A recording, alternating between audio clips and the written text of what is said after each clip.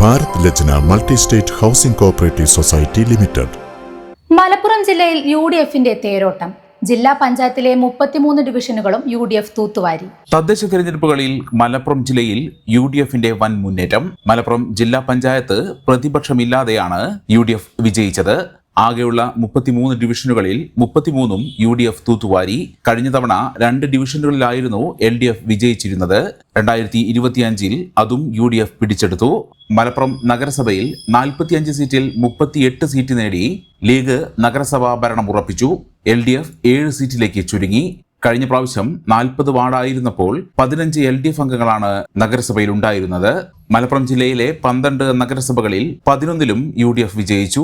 പൊന്നാനി നഗരസഭയിൽ മാത്രമാണ് എൽഡിഎഫ് വിജയിച്ചത്. കോട്ടക്കൽ, കൊണ്ടോട്ടി, മലപ്പുറം, മഞ്ചേരി, നിലമ്പൂർ, പരപ്പനങ്ങാടി, താനൂർ, തിരൂർ, തിരൂരങ്ങാടി, വളാഞ്ചേരി മുനിസിപ്പാലിറ്റികളിൽ യുഡിഎഫിന്റെ അപ്രമാദിത്യമായിരുന്നു.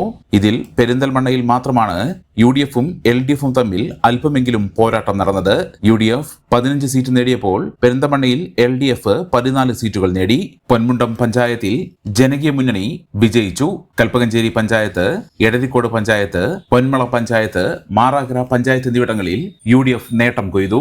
ബിജെപിയും നില മെച്ചപ്പെടുത്തി. തദ്ദേശ സ്വയംഭരണ സ്ഥാപനങ്ങളിലേക്ക് നടന്ന തിരഞ്ഞെടുപ്പിൽ 33 സീറ്റാണ് ബിജെപി നേടിയത്. കഴിഞ്ഞ തവണ 31 സീറ്റിലായിരുന്നു ബിജെപി സ്ഥാനാർത്ഥികൾ വിജയിച്ചത്.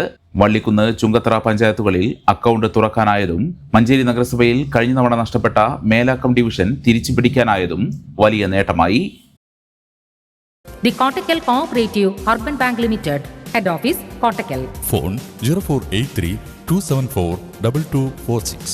മെമ്പർമാരുടെ നിക്ഷേപങ്ങൾക്ക് ഉയർന്ന ലാഭവിഹിതം നൽകുന്ന കേന്ദ്ര സർക്കാർ സഹകരണ സ്ഥാപനം Bharat Lajna multi state housing cooperative society limited, Parappur road, Kottakkal. Phone 9946999976.